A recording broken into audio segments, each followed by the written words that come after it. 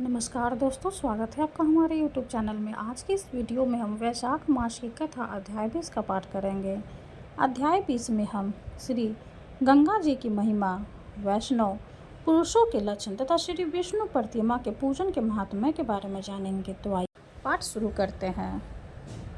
पार्वती बोली, महामते, श्री गंगा जी के महात्म्य का पुनः वर्णन कीजिए, जिसे सुनकर सभी मुनि संसार की ओर से विरक्त हो जाते हैं। श्री महादेव जी ने कहा, देवी, बुद्धि में बृहस्पति और पराक्रम में इंद्र के समान भीष्म जी जब बाणशय्या पर शयन कर रहे थे, उस समय उन्हें देखने के लिए अत्रि, वशिष्ठ, भृगु, पुलस्त्य, पुलह, क्रतु, अंगिरा, गौतम, अगस्त्य और सुमति आदि बहुत से ऋषि आए। धर्मपुत्र युधिष्ठिर अपने भाइयों के साथ वहां मौजूद थे। उन्होंने उन परम तेजस्वी जगत पूजने ऋषियों को प्रणाम करके विधि पूर्वक उनका पूजन किया। पूजा ग्रहण करके वे तपोधन महात्मा जब सुख पूर्वक आसन पर बैठ गए, तब युधिष्ठिर ने भीष्म जी को प्रणाम करके इस प्रकार पूछा, पितामह, धर्मार्थी पुरुषों के नित्य सेवन करने योग्य परम पुण्यमय देश, पर्वत और आश्रम कौन कौन से है? भीष्म जी ने कहा, युधिष्ठिर, इस विषय में एक प्राचीन इतिहास बतलाया जाता है, जिसमें शील और उच्च वृत्ति में जीविका चलाने वाले ब्राह्मण का किसी सिद्ध पुरुष के साथ हुए संवाद का अन है।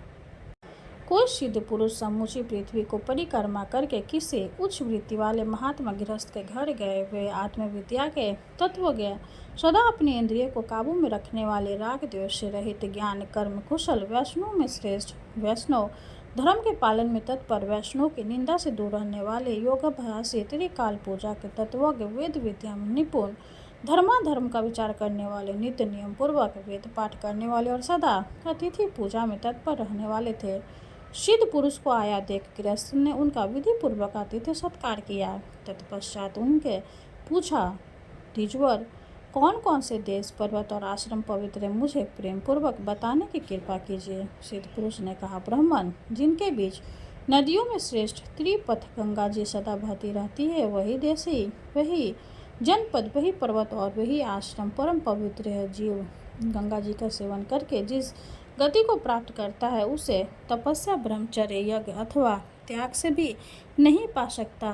अपने मन को संयम में रखने वाले पुरुषों को गंगा जी के जल में स्नान करने से जो संतोष होता है, वो 100 यज्ञों के अनुष्ठान से भी नहीं हो सकता। जैसे सूर्य उदय काल में तीव्र अंधकाल का नाश करके तेज से उदसित हो उठता है, उसी प्रकार गंगा जी के जल में डुबकी लगाने वाला मनुष्य पाप का नाश करके पुण्य से प्रकाशमान होने लगता है। विप्र, जैसे आग का संयोग पाकर रुई का ढेर जल जाता है, उसी प्रकार गंगा का स्नान मनुष्य के सारे पापों को दूर कर देता है। जो मनुष्य सूर्य की किरणों से तपे हुए गंगा का पान करता है, वह सब रोगों से मुक्त हो जाता है। जो पुरुष एक पैर से खड़ा होकर 1000 चंद्रयान व्रत का अनुष्ठान करता है और जो केवल गंगा जी के जल में डुबकी लगाता है, इन दोनों में डुबकी लगाने वाला मनुष्य श्रेष्ठ है। जो 10,000 वर्षों तक नीचे सिर करके लटका रहता है, उसकी अपेक्षा भी वह मनुष्य श्रेष्ठ है। जो एक मास भी गंगा जल का सेवन कर लेता है, नरश्रेष्ठ, गंगा जी में स्नान करके मनुष्य देह त्याग के पश्चात तुरंत बैकुंठ में चला जाता है। जो 100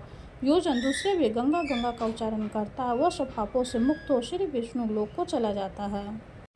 ब्रह्म हत्यारा, गोधाती, शराबी और बाल हत्या करने वाला मनुष्य भी गंगा जी में स्नान करके सब पापों से छूट जाता है और तत्काल देवलोक में चला जाता है। माधव, तथा अक्षय वट का दर्शन और त्रिवेणी में स्नान करने वाला पुरुष बैकुंठ में जाता है। जैसे सूर्य के उदय होने पर अंधकार नष्ट हो जाता है, उसी प्रकार गंगा में स्नान करने मात्र से मनुष्य के सारे पाप दूर हो जाते हैं। गंगा द्वार, कुशावर्त, बिल्वक, नील पर्वत तथा कनक तीर्थ में स्नान करने से मनुष्य का पुनर्जन्म नहीं होता। भीष्म जी कहते हैं, ऐसा जानकर श्रेष्ठ मनुष्यों को बार बार गंगा स्नान करना चाहिए। राजन, वहाँ स्नान करने मात्र से मनुष्य पाप मुक्त हो जाता है। जैसे देवताओं में विष्णु, यज्ञों में अश्वमेध और समस्त वृक्षों में अद्वैत पीपल श्रेष्ठ है, उसी प्रकार नदियों में भागीरथी गंगा सदा श्रेष्ठ मानी गई है।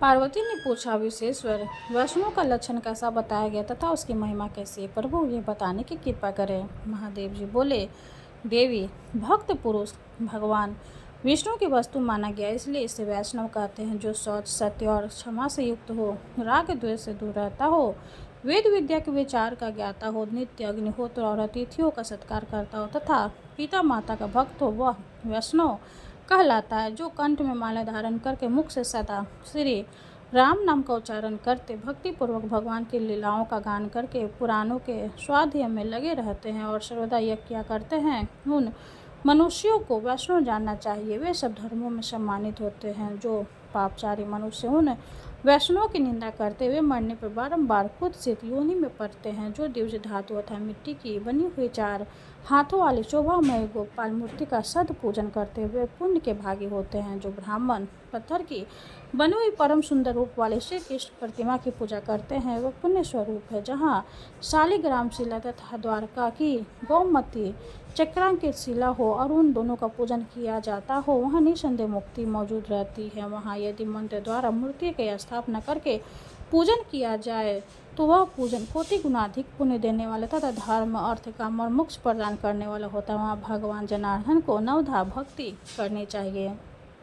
भक्त पुरुषों को मूर्ति भगवान का ध्यान और पूजन करना चाहिए। संभव हो तो भगवान मूर्ति की राजोचित उपचारों से पूजा करें तथा उन मूर्तियों में दीनों और अनाथ को एकमात्र शरण देने वाले, संपूर्ण लोगों के हितकारी एवं बड़े बड़े पातकों का नाश करने वाले सर्वात्मा भगवान अधोक्ष जन का नित्य निरंतर स्मरण कर। जो मूर्ति के संबंध हो, ये गोपाल हैं, ये साक्षात श्री कृष्ण, ये श्री रामचंद्र जी हैं, यो कहता है और इसी भाव से विधि पूर्वक पूजा करता है, वो निश्चय ही भगवान का भक्त है। श्रेष्ठ वैष्णव द्विजों को चाहिए कि वे परम भक्ति के समान सोने, चांदी, तांबे अथवा पीतल की विष्णु प्रतिमा का निर्माण कराए, जिसके 4 भुजा, 2 नेत्र, हाथों में शंख चक्र और गदा, शरीर पर पीतल वस्त्र, गले में वनमाला, कानों में वैदुर्य मणि के कुंडल, माथे पर मुकुट और वक्षस्थल में कौस्तुभ मणि का दिव्य प्रकाश और प्रतिमा भारी और शोभा संपन्न होनी चाहिए। फिर वेद शास्त्रों के मंत्रों द्वारा विशेष समारोह से उसकी स्थापना कराकर पीछे शास्त्र के अनुसार पोज, सुपचार के मंत्र आदि द्वारा विधि पूर्वक उसका पूजन करना चाहिए। जगत के स्वामी भगवान विष्णु के पूजित होने पर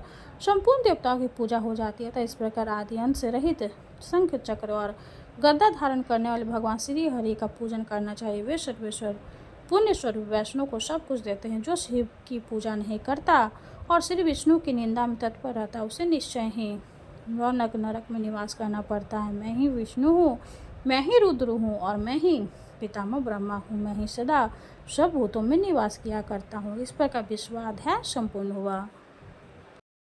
ओम जय जगदीश हरे, स्वामी जय जगदीश हरे। भक्ति जनों के संकट जन में दूर करे। ओम जय जगदीश हरे। जो ध्यावे फल पावे, दुख बिन से मन का। सुख शांति घर आवे, सुख शांति घर आवे, कष्ट मिटे तन का। ओम जय जगदीश हरे। माते पिता तुम मेरे, शरण गहूँ में किसकी। स्वामी शरण गहूँ में किसकी। तुम्हें बिने और न दूजा, तुम्हें बिने और न दूजा, आस करूं जिसकी। ओम जय जगदीश हरे। तुम पूर्ण परमात्मा, तुम अंतर्यामी। स्वामी तुम अंतर्यामी। पारे ब्रह्म परमेश्वर, पारे ब्रह्म परमेश्वर, तुम सबके स्वामी। ओम जय जगदीश हरे। तुम करुणा के सागर, तुम पालन करता। स्वामी तुम पालन करता। मैं मूरख खल कामी, मैं मूरख खल कामी, कृपा करो भरता। ओम जय जगदीश हरे। तुम हो एक अगोचर, सबके प्राणपति। स्वामी सबके प्राणपति। किस विधि मिलूं दया में, किस विधि मिलूं दया में, तुमको मैं कुमति। ओम जय जगदीश हरे।